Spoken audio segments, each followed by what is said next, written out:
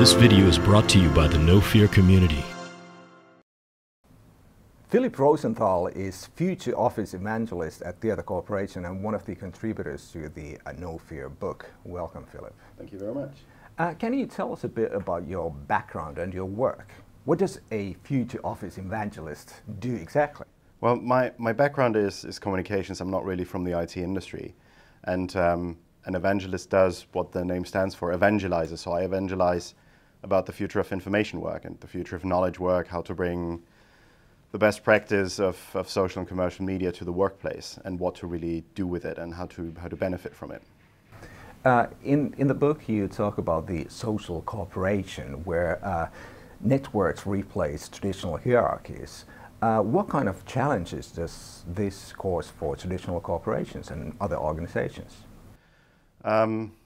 It just doesn't suit the old business models anymore. And I think I slightly weakened my statement. I'm not really saying anymore that it replaces.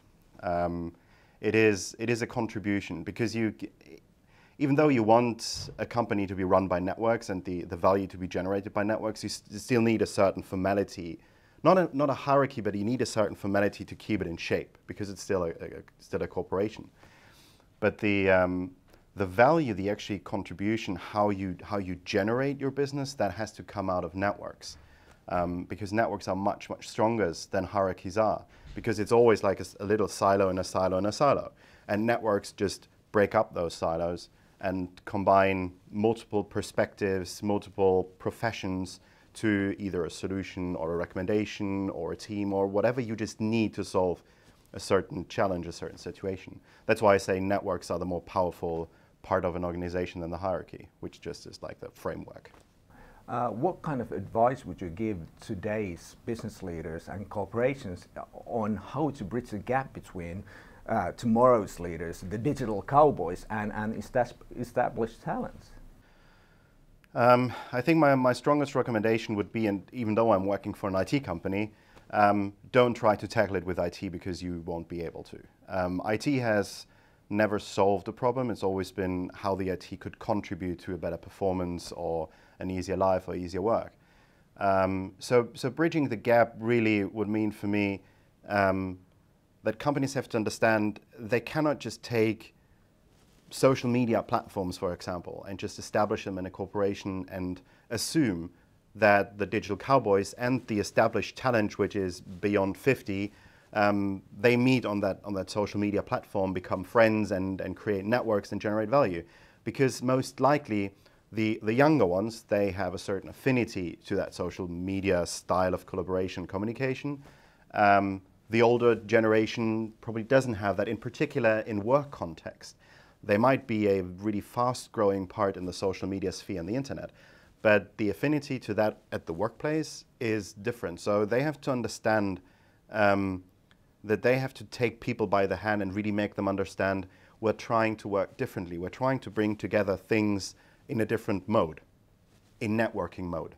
And we want to be more open, and they have to emphasize this openness. I mean, classic organizations, you can't call them open, because there's always the secrecy and there's always the hierarchy, you know, where if you know things, it means power. And in the future, and I'm probably talking 10 to 15 years in the future, is your vast network means power. It's not about knowing everything, it's about knowing everybody. Because if you're facing a challenge, if you're facing a certain question, you need to know where to look or who to ask. That's way more important than just tapping into your mental library and going like, yeah, I've got the answer. Because most likely there are people that if they would contribute, the answer would be much better. How is leading digital cowboys different from leadership in industrial age, the traditional type of business leadership? It's probably that the role, the understanding of the role has changed. Future managers that manage networks probably are more like coaches and trainers and guides, because they guide you through the network, they guide you through the organization.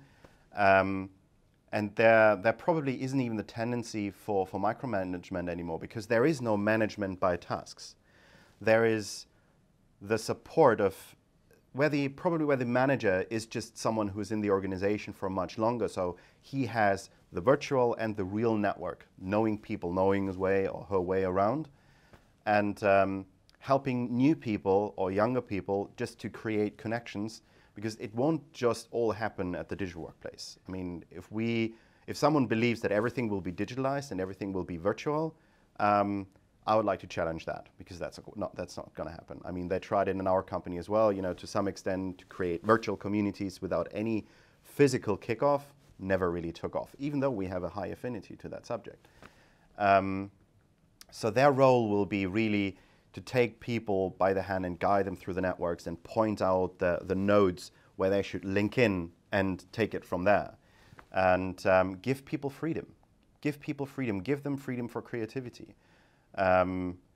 For me, it was a very, very interesting experience when I started at Tieto, that my boss once asked me, why do you always come to work every day? Whenever you're in Munich, you come to work. And I was like, what do you mean? I don't understand. It's like, you are enabled to work from home. You can do whatever you want at home. So I give you, as a manager, the freedom to do whatever you want, whenever you want to do it, as long as you achieve your goals. And I was just responding, well, I'm lonely at home. Even though I'm connected with the people, I like the physical interaction and to chat with people and to have a coffee. But the freedom that is provided on your road to achieve your goal, that's tremendous. I've never seen anything like that. And I've worked in the online business. And even there, it was more hierarchical and more like, we have our rules and our structures that we follow. And it's very interesting. So in order to deal effectively with digital cowboys, business leaders must let go some of their traditional power. How can they do that, and how do you convince them to do that? Because what they gain will be much more worth than what they have in terms of what they think is power. What they have, and it's probably a little bit overemphasized, but a lot of managers just have the ability to keep their structures under them and not to give them visibility, which then translates into their power because they are visible.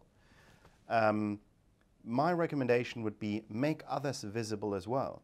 For example, my management philosophy is the better the organization that works for you or that you are responsible performs and contributes, the better you look. I mean, it's not about you standing in front of a screen every time. It's not about you giving the presentation. It's not about you being the senior consultant. It's about having an organization enabled to deliver excellence to clients, to partners, to markets. If you have achieved that, that's much more worth than just always being in the limelight. So let go, because letting go and letting other people flourish in their visibility and career is probably resonating with you much better than always, and you're not always in the line of fire anyway. So what is the most important thing you personally have learned from Digital Cowboys? First, I had to learn that I'm not a digital cowboy because I cannot play PlayStation. I'm just too slow with 10 fingers moving them separately. What have I learned from Digital Cowboys? It's that you should not think that they're fully digital and would always embrace everything that comes from the digital world. They are careful as well, but they have a different style of thinking. They are willing to take more risk, to sail bumpy waters. They're not this no fear thing. Don't ask me why, but younger generations have less fear. Some of us perceive it as less respect, but it's more less fear.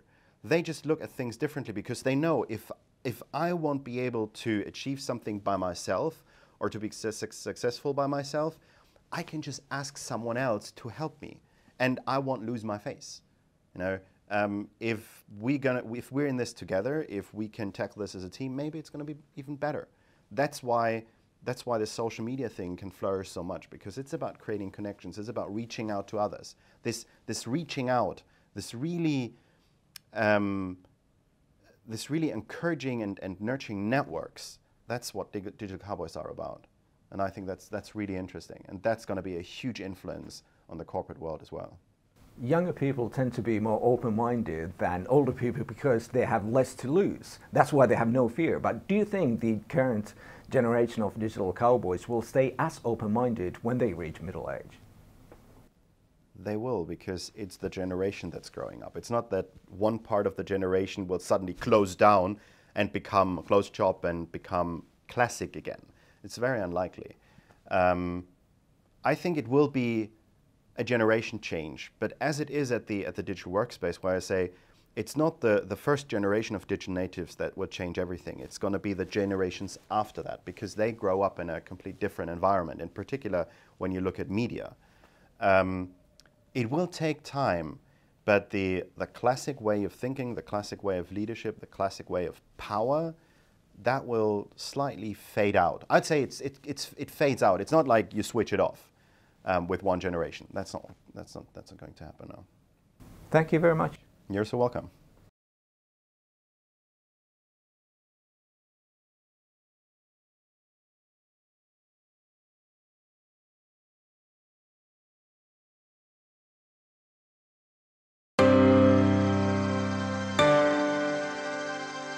This video is brought to you by the No Fear community.